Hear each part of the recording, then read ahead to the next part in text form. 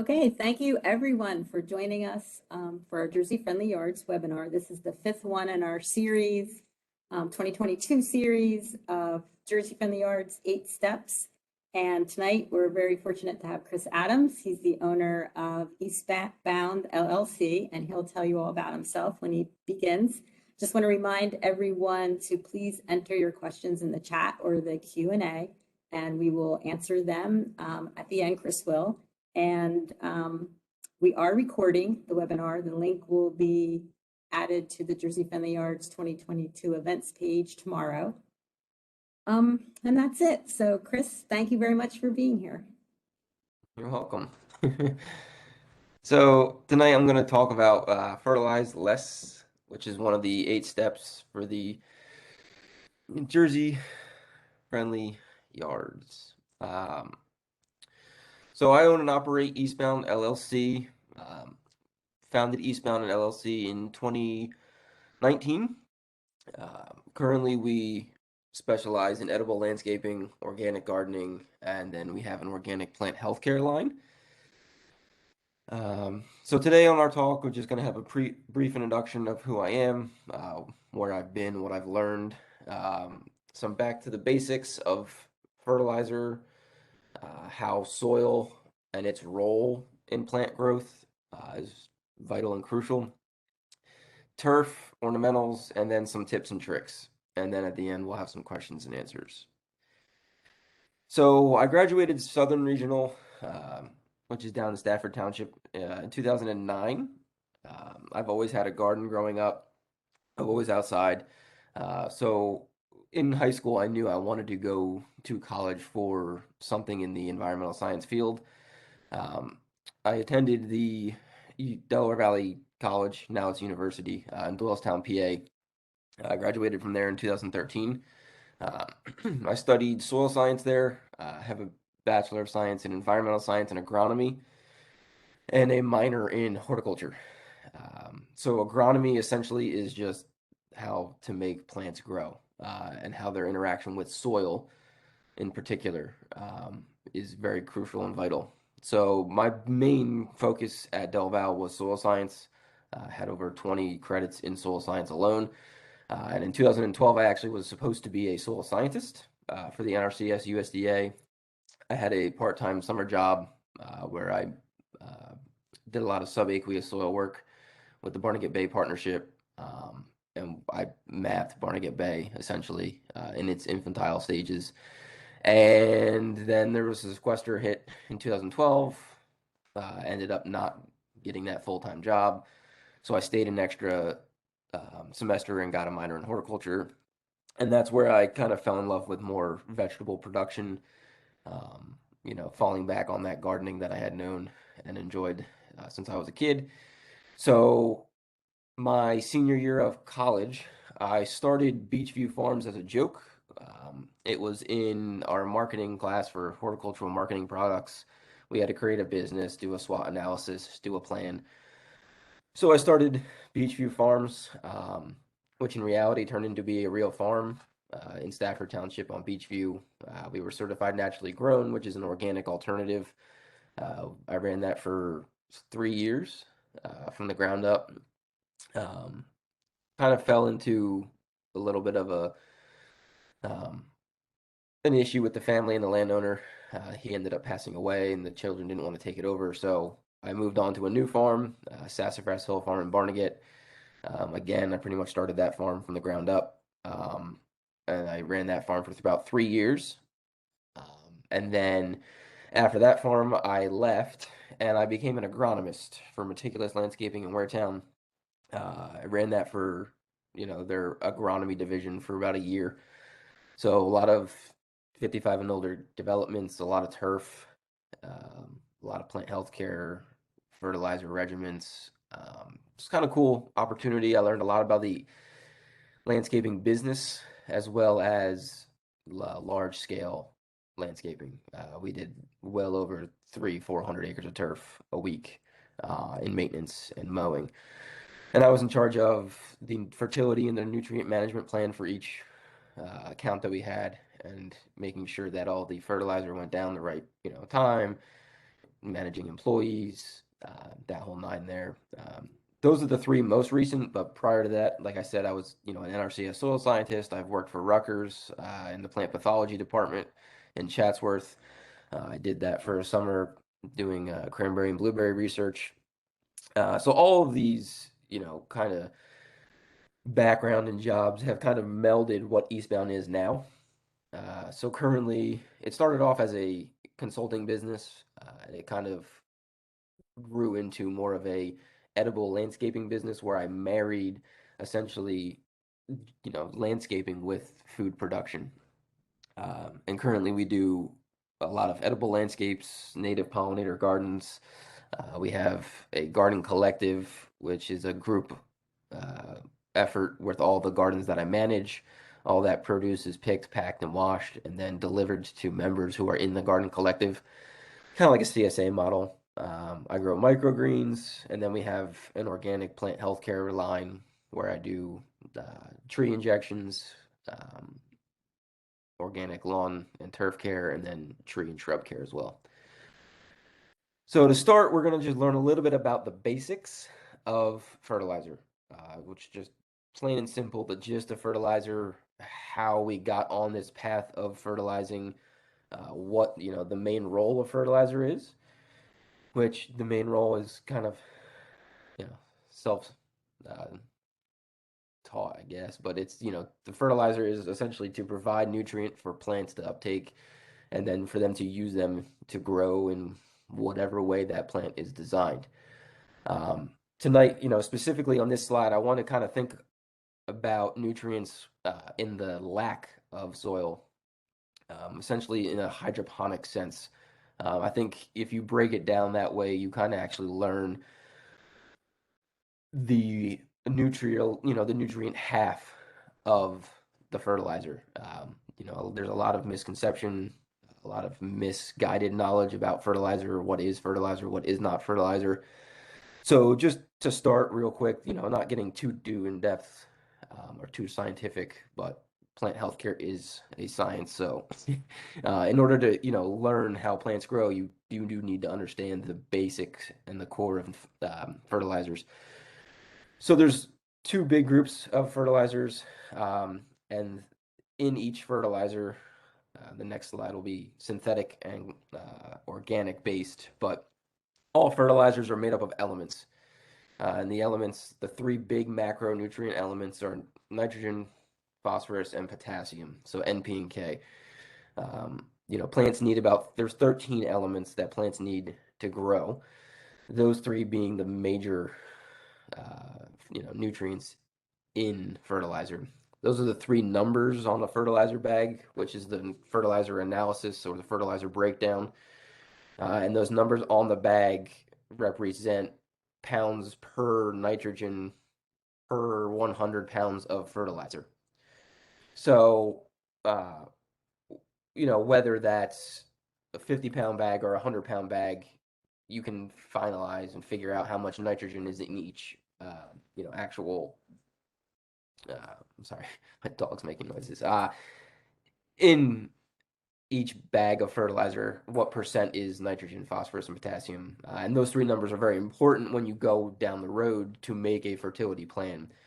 You do a lot of back math to figure out how many pounds of fertilizer you need to be putting down to get to your adequate nitrogen, phosphorus, potassium level.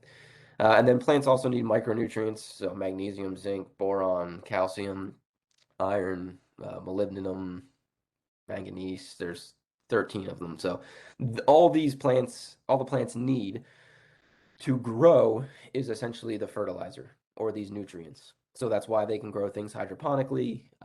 If you break down what each plant species you're trying to grow and its nutrient requirement, you can just create an environment that, is perfect in an ideal situation where those nutrients are doing exactly what the plant needs.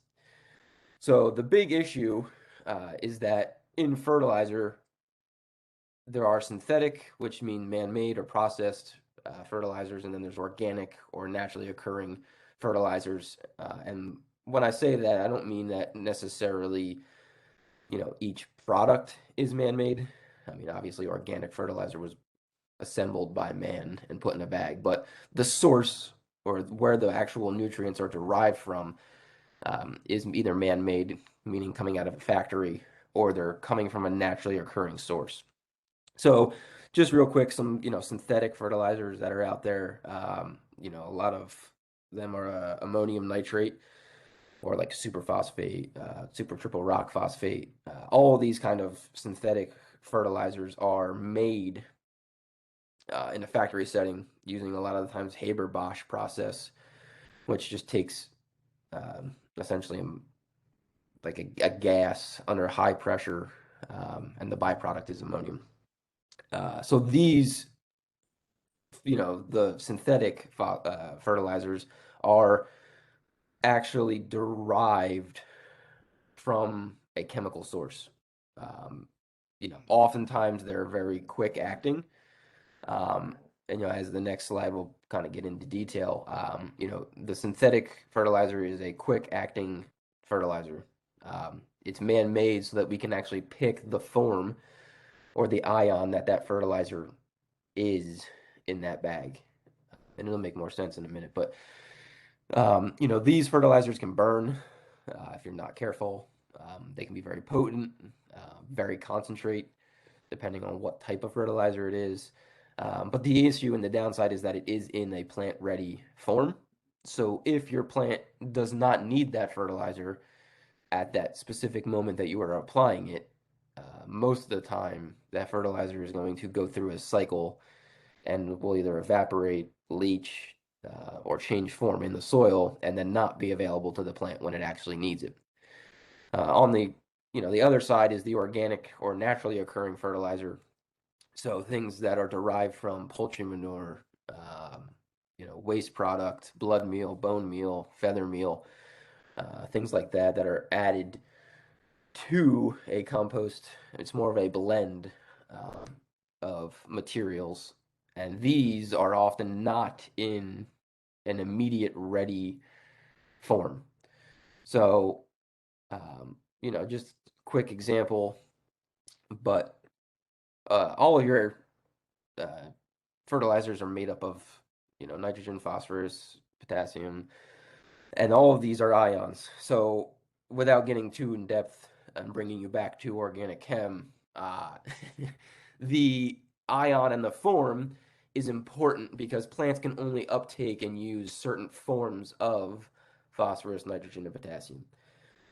So the big one, obviously, that everybody talks about is nitrogen. Nitrogen is usually and typically in three forms: NO2, NO3, and NH4. So nitrate, nitrate, and ammonium. So, plants mostly uptake NO2 and NO3. And in a synthetic fertilizer, that is pretty much what you're getting, ammonium nitrate. It's an immediate straight shot of nitrogen, which pushes green growth. Most of your organic fertilizers are high in ammonium or a form of ammonium, which have to go through a process and be broken down to get to nitrate and nitrite. Nitrite often volatilizes very fast, which is why synthetic fertilizer that's high in nitrogen oftentimes isn't even used by the plant before it actually either volatilizes or leaches. Phosphorus is a totally different animal. So phosphorus is often in two bigger forms, in insoluble and soluble, or meaning, ready to be used or locked up into soil. So phosphorus bonds to soil, and it's oftentimes, depending on pH, whether it's available or unavailable. It likes to stick to metal ions. So your iron, if you're acidic, and then if you're basic or you're above 7 in pH, it likes to stick to calcium, and then it's just in an insoluble form, which, again, can be a good or a bad thing. That's why soil erosion is so important. A lot of your, eutrophication not only comes from nitrogen. Eutrophication is when, bacteria and algae grow in the water and kind of take away all the available oxygen, leads to fish kill. But phosphorus is also another big one because it's tied to soil particles. So when soil erosion happens, all of your finer particles, which hold on to phosphorus, end up in the water supply, water stream. They go down, down the water stream, and then they end up in the bay, which can add up to another source of pollution. Potassium is a kind of a finicky one. Potassium usually is never in high excess in the soil. Oftentimes it's kind of chelated out or it adheres to calcium. Um, but knowing the availability and what form each nutrient is crucial in order to be able to get a plant to grow and develop in the way that it's supposed to and the way that you want it to. So, for example, with turf, you want turf to stay in a vegetative state as long as possible. So, nitrogen is what's required for vegetative growth. So you want a high nitrogen. Phosphorus, not so much. Phosphorus and potassium are often more associated with flowering and fruit production. So, if you're in an ornamental state or you're trying to grow vegetables, you do want a higher amount of phosphorus and potassium if you're growing, a tomato. So understanding how the ion and the form that the nutrient actually is in your fertilizer and what your goal for that fertilizer application is mighty important, and it's kind of um, dependent upon what you're going to be doing with fertilizer and why you're fertilizing. So again, bringing it back to more of a science base, but each nutrient goes through a cycle. So the basic one that everybody kind of knows about is nitrogen. Um,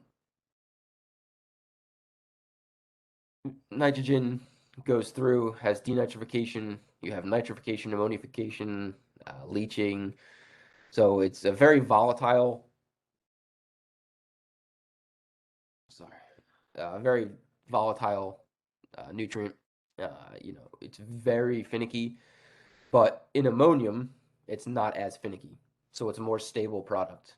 And then if your bacteria, nitrogen fixing bacteria specifically, are present in that soil, they will break down that ammonium and ammonia and get it to your nitrite and your nitrate, which later on in the presentation will be important as we talk about soil health. And the reason why soil health is so important is because without proper beneficial bacteria and microorganisms in the soil, the nutrient cycles are all out of whack. So, if you have a good, healthy soil and you're using an organic fertilizer, everything will be fine. But without the presence of the beneficial bacteria, you're not necessarily going to get the same effect out of your organic fertilizer.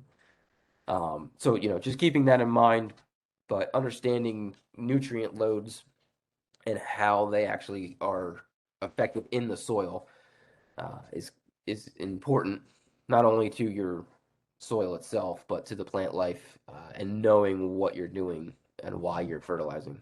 Keeping again the I wouldn't say necessarily the effect, but yeah, just being conscious of what you're doing with fertilizer and why, and understanding that each nutrient has cycles, and that through the cycle and knowing what state that nutrient is in the cycle will help keep certain fertilizers out of the bay or out of places that they should not be. So soil and its role, again, all soil is not created equal. Um, So a healthy soil uh, is beneficial in all retrospects for growing plant life. And this side of the fertilizer application and why we're fertilizing less is also just as important. But knowing that your fertilizer in a bag itself is not going to do much unless it's in a hydroponic situation. But in your Jersey friendly yard, the soil microbiome is what you're going to be building. So I kind of like to incorporate, as a holistic approach, which the 8 steps are. It's a holistic approach to a friendly yard. It starts with planning. So same thing in your fertilizer regimen, whether it be for ornamental or turf, it's a plan. Um, you know, Building on that plan, you need healthy soil. So that's where this portion comes in. A healthy soil microbiome, macrobiome, so bacteria, beneficial fungi, mycorrhizae, beneficial nematodes, your larger insects, earthworms, borers, things like that, where this biome is what we want to build. So when we add the presence of soil health with nutrient loads and nutrient understanding and your fertilizer understanding, um, picture it more or less as a holistic approach and a whole. So a fertilizer by itself may feed the plant, but what we really want to create is a soil that is rich enough in, the microbiome and the macrobiome and healthy enough with enough organic matter that the fertilizer does not necessarily feed the plant, but it feeds the soil. So the big thing that you're going to look for, if you ever do a soil test, which I always encourage, is your cation exchange capacity. So with your reliance on nature, the correlation between soil health and plant life is universal. If you can boost what they call your cation exchange capacity, which is essentially the holding ability of the soil to hold on to nutrients, um, you boost that and you build your bacteria and you build your actual soil health, you won't need to rely on fertilizer, not at all, but very low, very minimal. So again, through soil testing, we can figure out what's going on in the soil. So soil testing should be done annually. Every one of our organic lawn care clients gets a soil test annually. It lets professionals and homeowners alike know what's going on in the soil. So it'll give you a pH, gives you all your nutrient breakdown, gives you a cation exchange capacity. You can get micronutrient testing. You can get organic matter percent, breakdown. But knowing what your soil test and the results of your soil test will actually be able allow you to create a soil nutrient management plan. And that plan is what, therefore, you will actually use to dictate your fertilizer usage and whether you need it or you don't. It's a kind of a new take on plant healthcare. The old way of doing plant healthcare and lawn care and ornamental care was just a calendar approach. So every March you're putting down fertilizer at 3 pounds per 1,000 square feet if it's turf, and then every 6 to 8 weeks you're just putting down more fertilizer.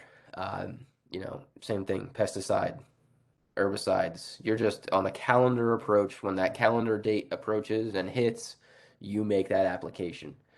The more scientific way now is more of what they call an IPM or integrated pest management approach to healthcare and plant healthcare and soil fertility. So what I do in my business is every year I take a soil test for every client. We figure out what's really going on in the soil. And then we build a program based off of that soil profile, based off of the soil test, based off the environment. Then we get into the fertilizer applications. So this is just an example here. This was actually an ornamental test. I had a client with an issue with some of their hydrangeas. So I took a soil test, and if you look, the soil pH is pretty spot on, especially for Southern Ocean County. It's a 7.3. Phosphorus, again, through the roof. This client uses a lot of plant tone. So, you can tell that you're actually almost at a toxicity level in phosphorus.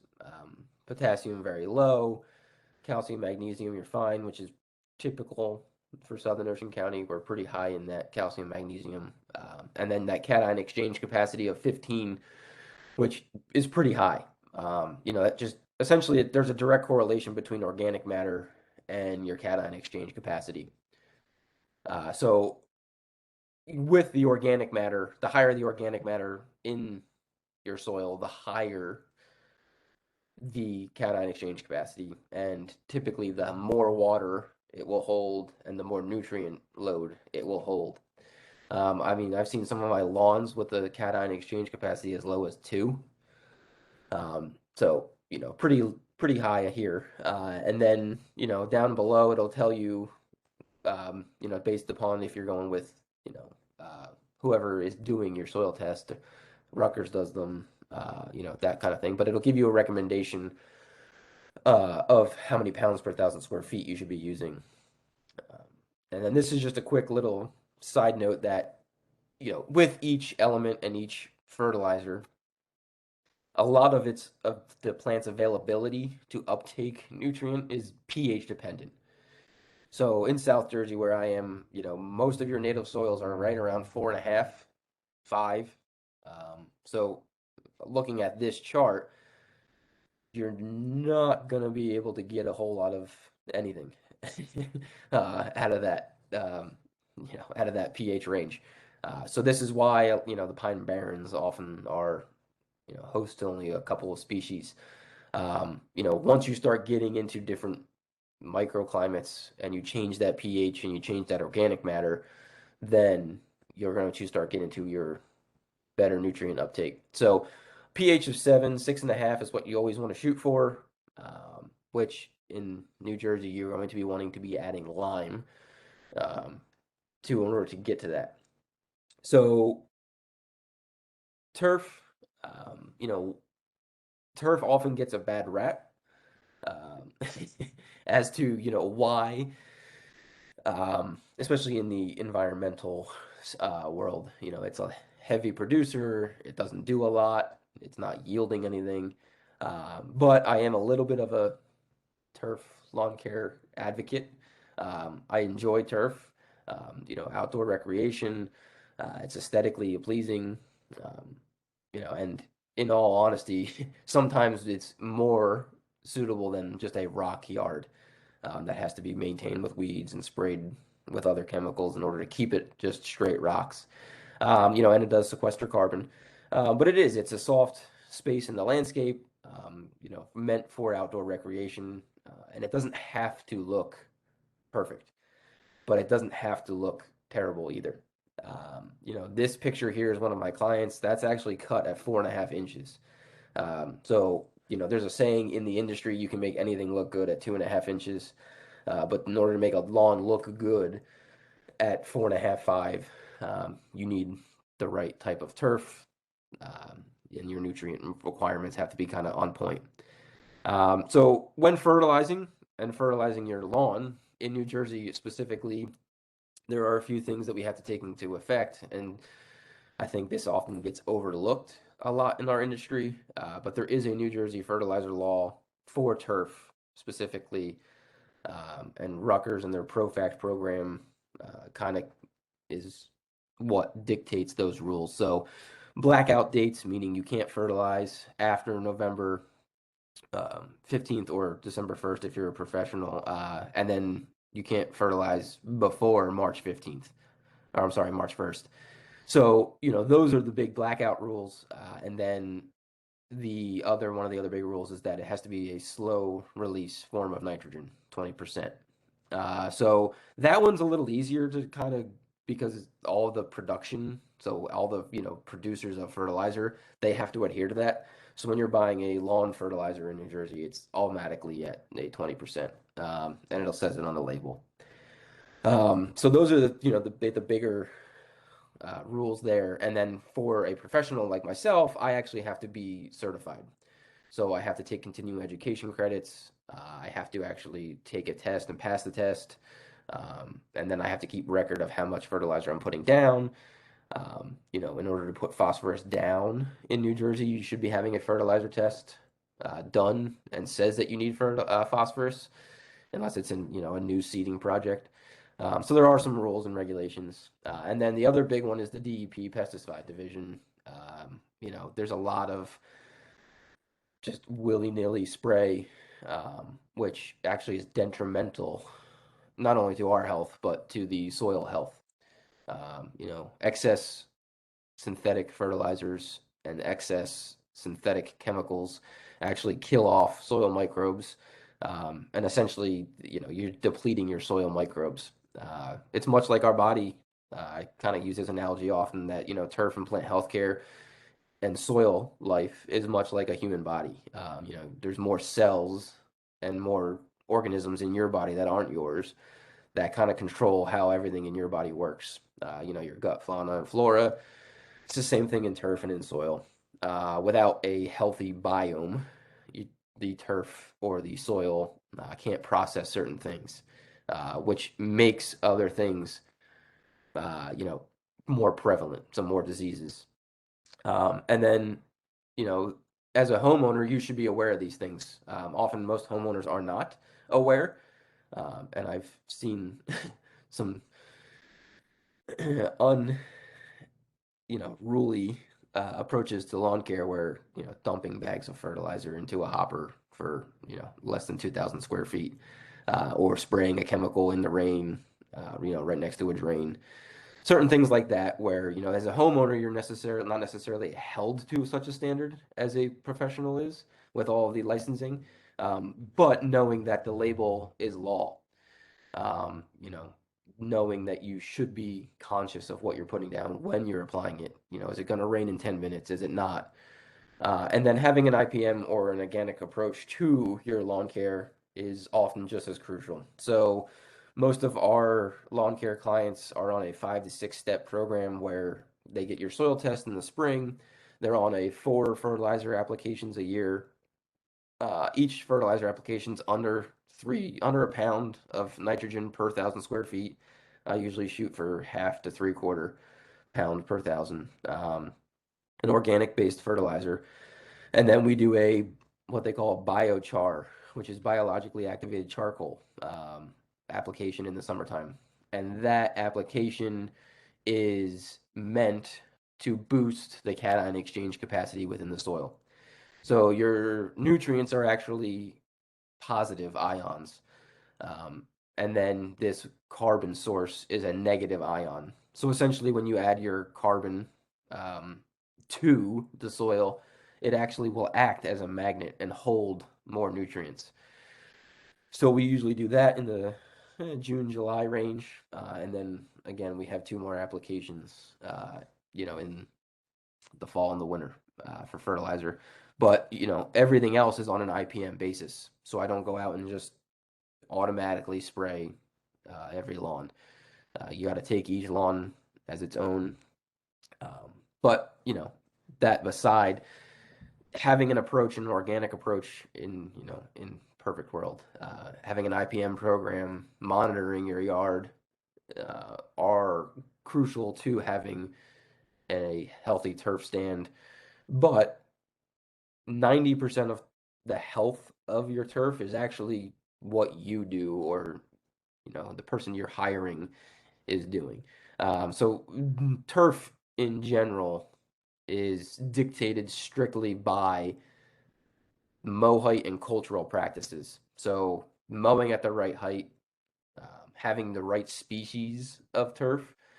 So there's 2 types of turf. There's, warm season grass and cool season. In the Northeast, we're going to be using cool season grasses most of the time. You will see a zoysia or something like that where that's a warm season grass and then it'll go dormant. But for the most part, you're using, Kentucky blue, perennial rye, tall fescue mix or a blend.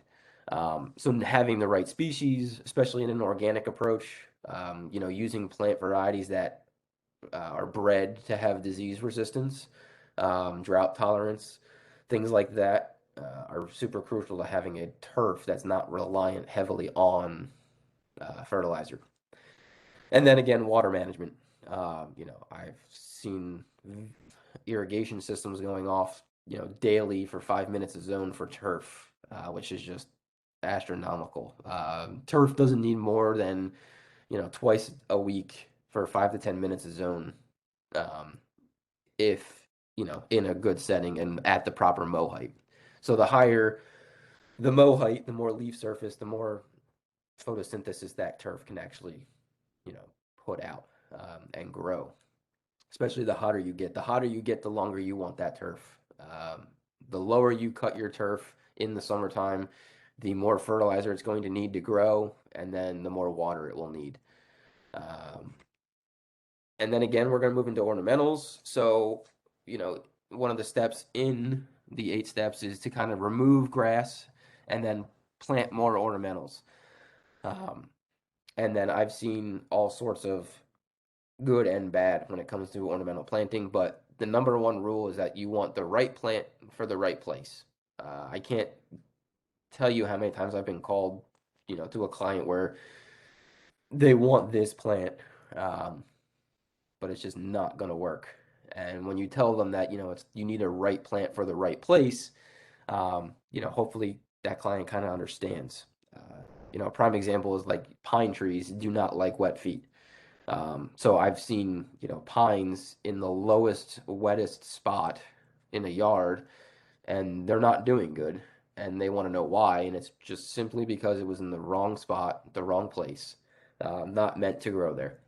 So ornamentals, it's the same thing. They're not necessarily as high on that fertilizer list as turf, but they do need some sort of nutrition in order to grow.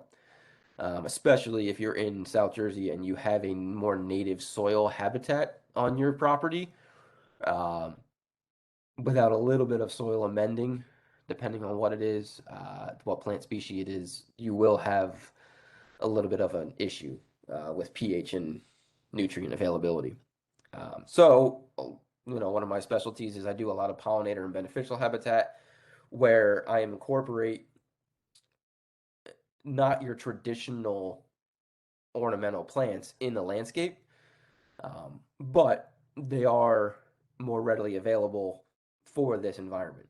So, putting in more pollinators, beneficial habitats, building an ecosystem within your own yard that will host beneficial insects, keep that mycorrhizal fungi in check.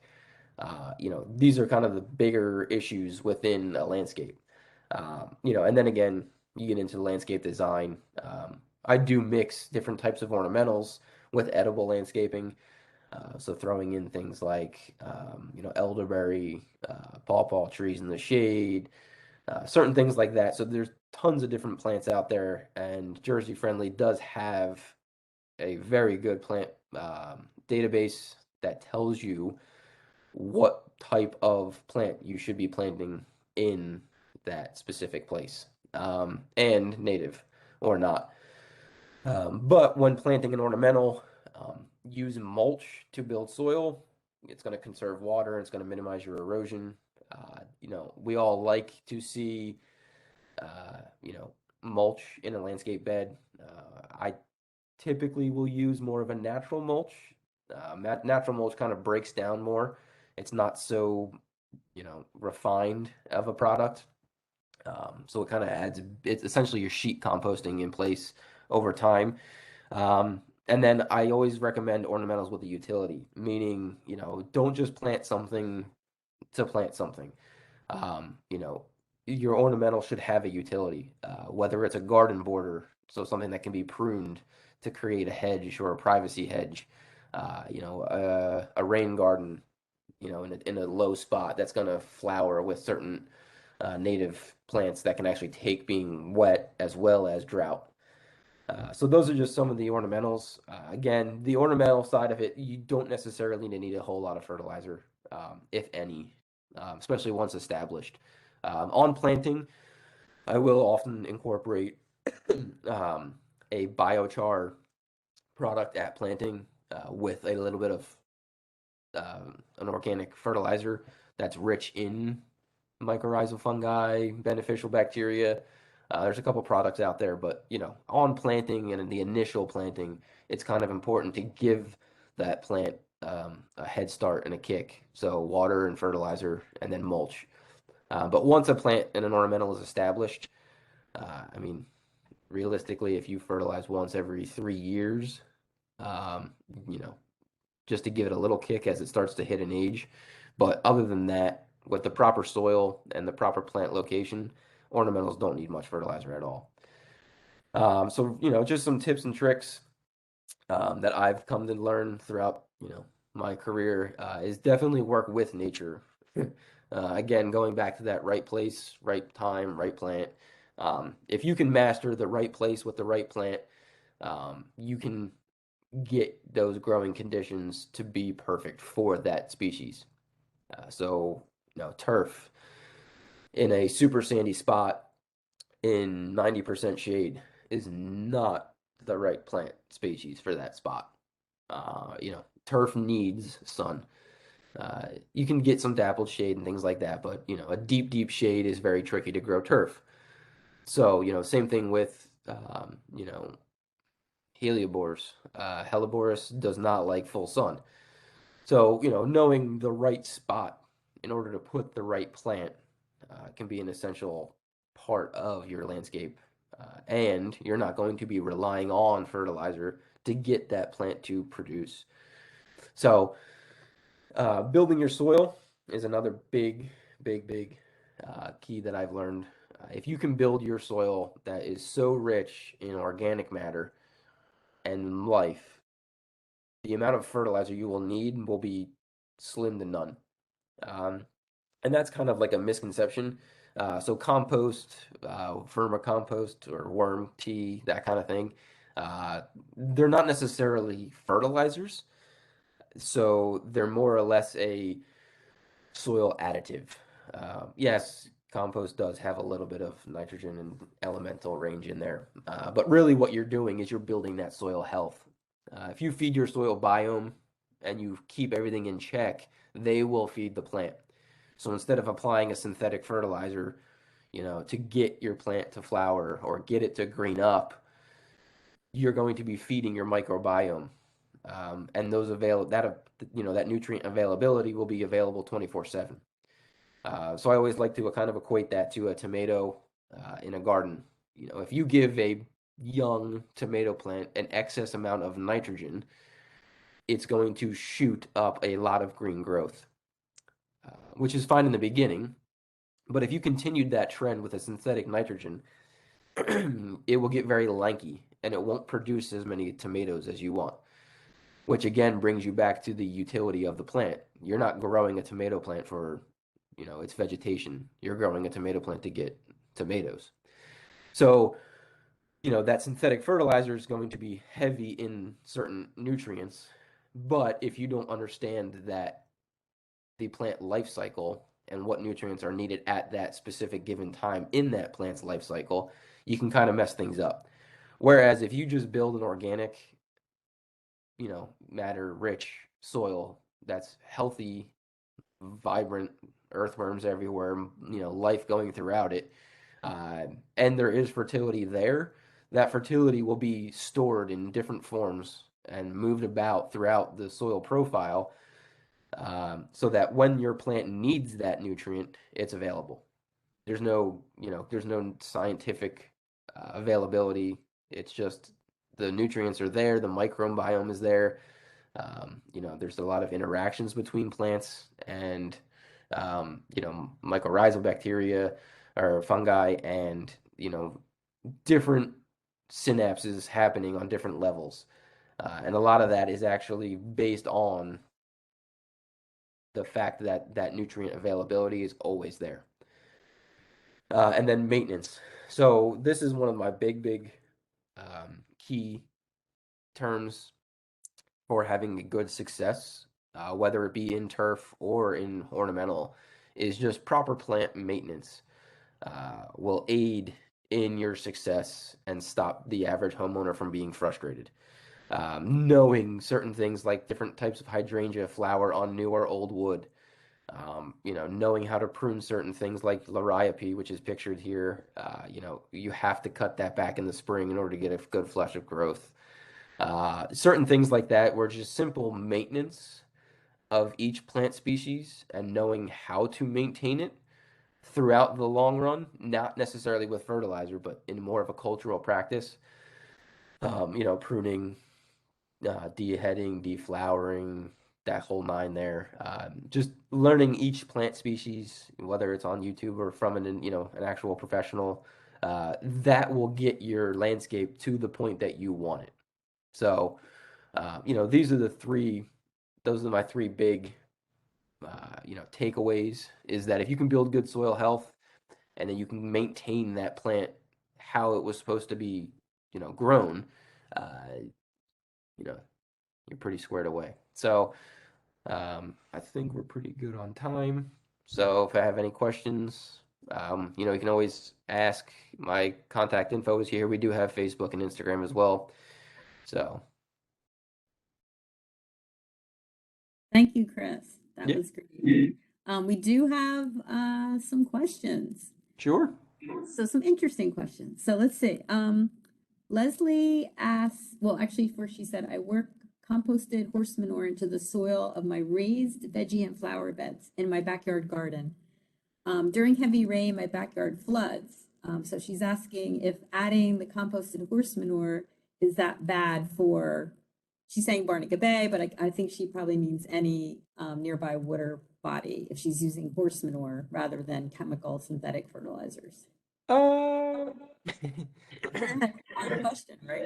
yeah, no, I mean, so the issue with horse manure actually, beyond the fertility, if it's in a vegetable garden, is it's full of weed seeds, oftentimes. Um, so I always kind of steer away from horse manure, just because of the weed problems that ensue.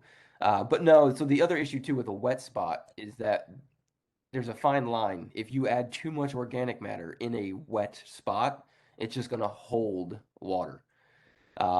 So, but again, the same thing that the horse manure not necessarily isn't going to be leaching as much as a synthetic fertilizer, unless literally it's, running down your street, then yes. But if you can keep it in check, um, it's a little bit of a different thing. And again, the fertility in a horse manure compost, the fertility is not as high as you think it is. It's more or less the organic matter that you're building.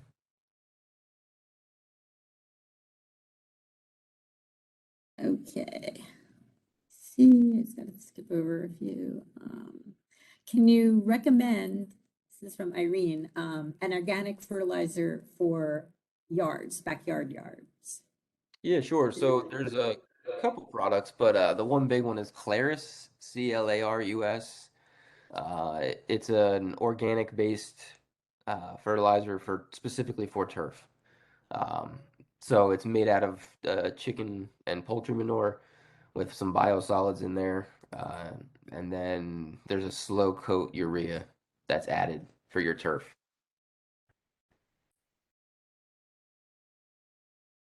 Okay. A couple of them were answered. So this from Kathy, so she said, I've read so many different suggestions for the kind of mulch to use. What are your tips? It just really depends on the use for the mulch. So typically what I will do is if it's a new edible in like landscape install, I'll actually just get free hardwood, softwood mulch from a local um, tree company.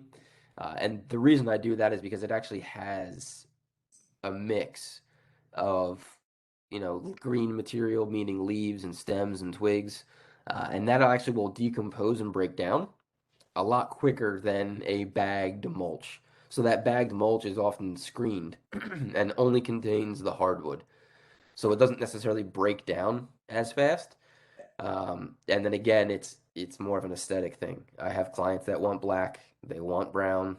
I have clients that don't care. I have clients that want, a neutral color. I will say though, the more natural of a wood mulch you go, the more frequent you will have to apply said mulch.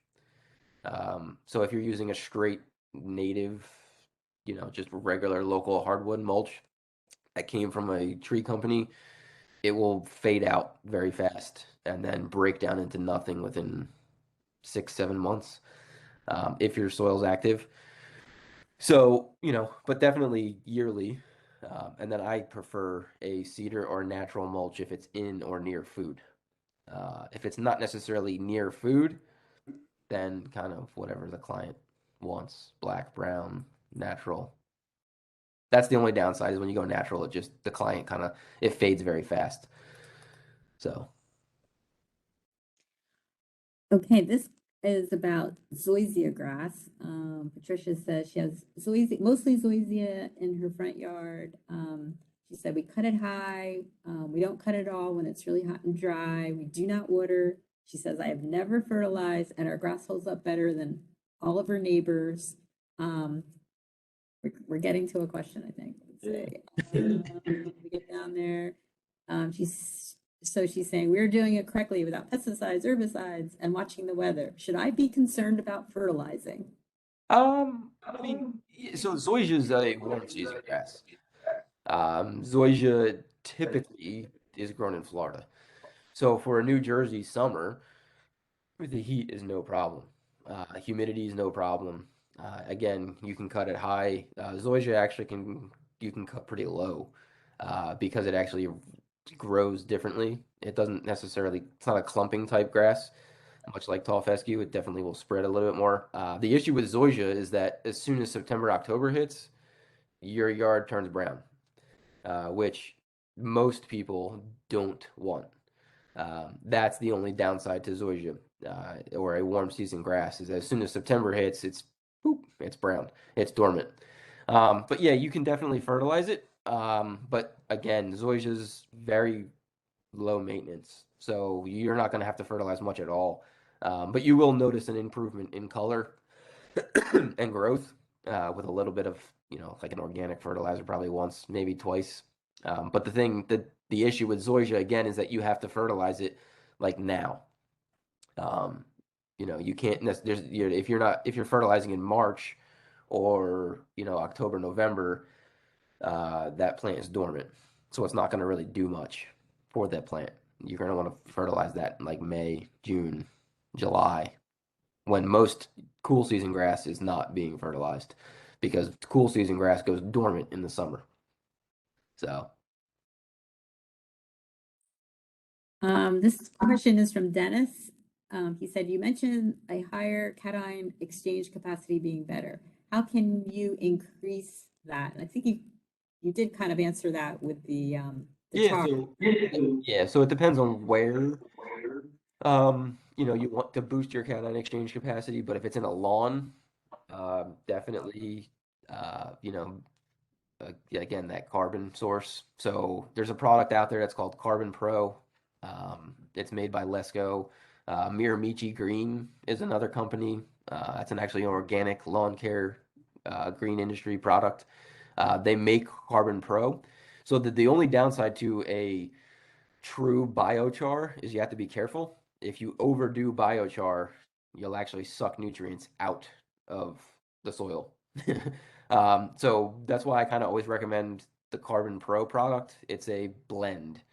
So there's biochar in there with compost. And if it's in a lawn, just be careful. If you're doing a lawn and you're going to try and add compost to a lawn, you better be really sure that it's weed free. Um, or otherwise you're just going to inoculate your entire lawn with who knows what, wherever that compost source came from. Another reason why I like that Carbon Pro product, it's just you put it in a push spreader and go. But if you're in an ornamental situation, the same thing. It's organic matter.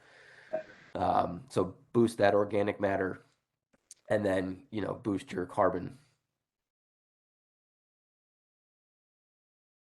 Millie is asking, is it safe to use fresh chicken manure? Uh, This is Depends on what you're using it for. Like food? No. No, I would not.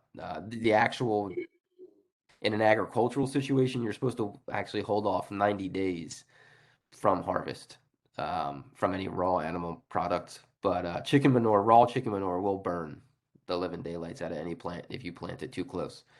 It's better to actually compost that, so add it to a compost pile. I always encourage every homeowner should be composting. It's free, it's easy. You reduce, your waste. But add that to a compost pile or set it aside and let that age for 6 to 8 months, and then kind of put that on your garden or in your lawn. Linda's asking if Mike, I'm saying this right, Mike or Hizzle fertilizer is Yeah. not a good idea. Do you need a different type for different soil types? Yeah, so there's a lot of different types of mycorrhizal fungi, which I think is what she's trying to say. Different plants use and need mycorrhizal fungi. So a lot of your more native, like blueberry plants, are highly dependent upon mycorrhizal bacteria. A lot of your turf species aren't, but there's another product out there. It's made by I think Lebanon turf. It's called Roots. It's actually got like 10 or 12 strains of mycorrhizal fungi, 30 different strains of bacillus, tons of different probiotic out there that you can actually put in your garden or on your turf to get a broad spectrum. But again, those beneficials are only going to stay there if you're kind of in an organic system. If you're using a lot of herbicides and a lot of synthetic nitrogen, it's just it's not good for that beneficial bacteria.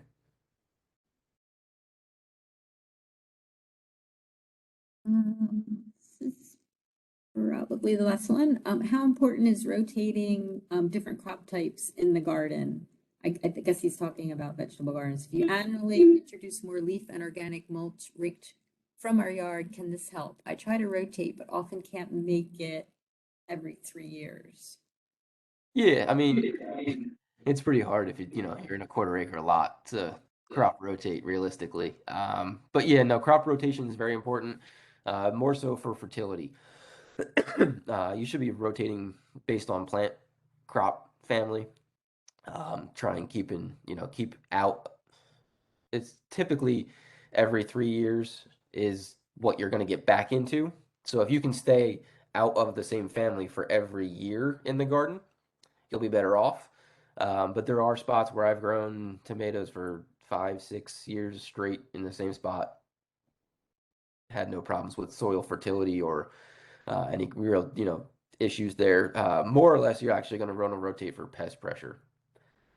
But in a small home garden, if you're in the garden frequently, there's other things you can do. Row cover, insect netting, organic spraying, pinching or picking off bugs and insects.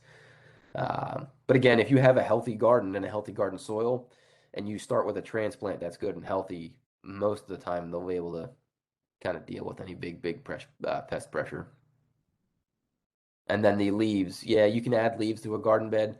Um, you just want to be careful. You never want to add too much raw carbon to a garden or to a soil. So I see a lot of people trying to do what they call hugelkultur, which is burying logs and straw to kind of fill up a raised bed. You can do it, but just keep in mind every time you bury a carbon source, so wood, leaves, anything like that, that's not fully decomposed, the possibility that the bacteria start feeding on it and rob you of your nitrogen is pretty likely. So if you're not using really old, decayed leaves in a garden, you can actually rob your soil of nitrogen. The bacteria just eat it like it's like candy instead of actually fixing bacterial, nitrogen. So just always keep an eye out for that. You don't want to be burying wood chips, uh, stuff like that. How about using leaves as a mulch, not actually incorporating it into the soil? Is that a Yeah, problem? Yeah. Problems? yeah, Or that'll work. Yeah, I've seen people use leaves as mulch. Just same thing, depending on what kind of leaves you're using.